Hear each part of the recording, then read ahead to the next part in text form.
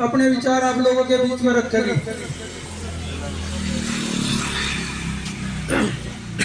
इस सभा की अध्यक्षता कर रहे अध्यक्ष जी और मंच पर उपस्थित प्रोफेसर सुदीप पवार जी, हमारे पार्टी के जिला अध्यक्ष अशोक चौधरी जी और इल्लम से पूर्व चेयरमैन उदयवीर जी, मुस्तकीम चाचा जी, एहसान प्रधान जी और जिनके लिए आप और हम यहाँ पर सब उपस्थित हुए हैं, विक्रांत भाई साहब, तो सभी का मैं अभिनंदन और शुक्रिया अदा करती हूँ। और यहाँ पर मौजूद सभी मेरे बड़े बुजुर्ग, आप सभी को नमस्ते, अस्सलाम वालेकुम।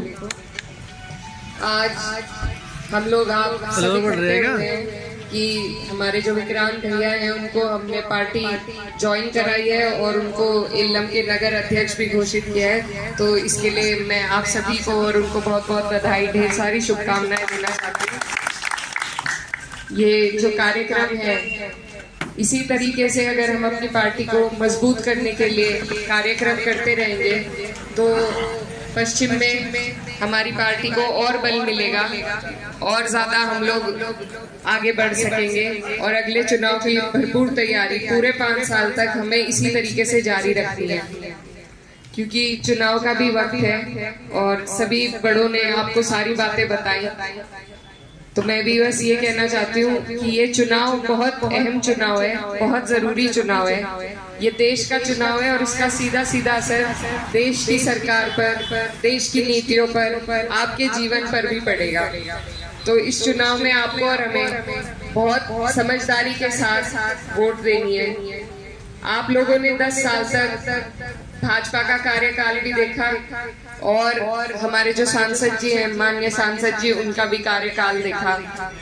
पिछली बार जब वोट पड़े थे तो मुझे लगता है आपने बिना मांगे 90% वोट एक तरफा डालकर देख लिया।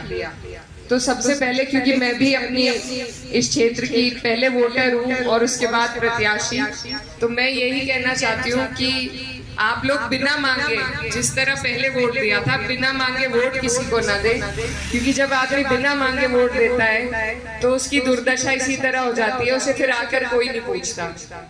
यही हमारे साथ हुआ, हमारे पूरे क्षेत्र के साथ हुआ कि कहीं भी किसी की सुनवाई नहीं हुई। हमारे लोग धरनों पर भी बैठे, मुकदमे भी उन पर हुए, दिक्कतों में भी रहे, लेकिन जो जनप्रतिनिधि थे वो कभी बीच में नहीं आए। और सबसे बड़ा धर्म एक जनप्रतिनिधि का यही है कि वो अपने लोगों के बीच में रहे, उनके सुख दुख में खड़ा रहे, उनकी परेशानियों में उनकी आवाज बने, उनके लिए लड़ सके। तो मेरी आप सबसे यही गुजारिश है कि इस बार आप लोग अपना वोट बिना मांगे ना दें और ऐसी जगह दें जहां कम से कम आपके वोट की कदर हो। यहाँ पर मैं छोटी हूँ, इस क्षेत्र की बेटी भी हूँ और बस आपके सामने मैं यही कहना चाहती हूँ कि मुझे आपके एक एक वोट की कदर है और ललक है, और इसीलिए मैं आपके बीच भी हूँ कि आप लोग अपना आशीर्वाद इस बार समाजवादी पार्टी को देने का काम करें और पार्टी को मजबूती देने का काम करें।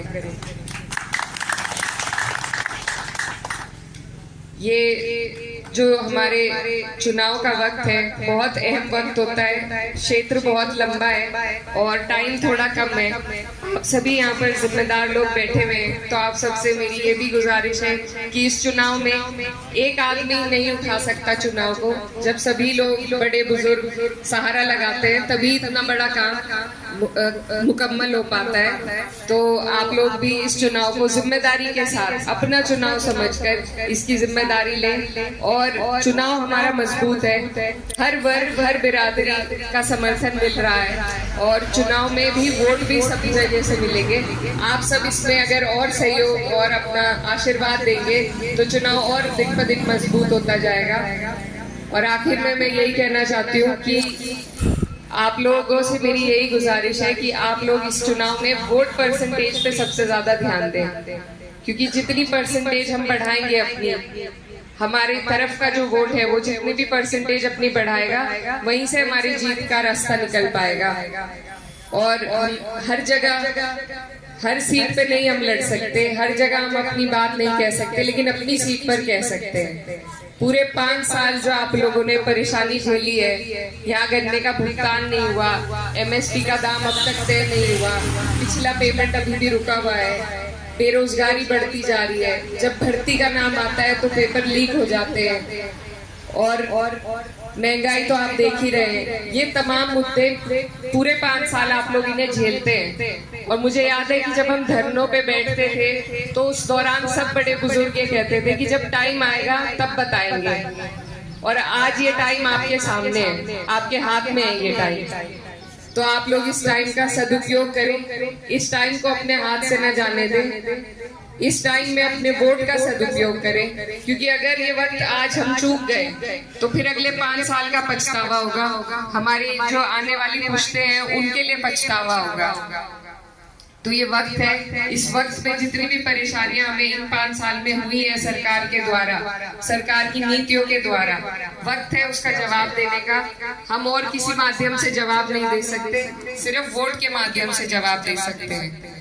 तो आपसे यही गुजारिश है कि आप अपने वोट का सही इस्तेमाल करें, सरकार को अपनी परेशानियों का जवाब देने के लिए उसका इस्तेमाल करें। और मैं आपकी बेटी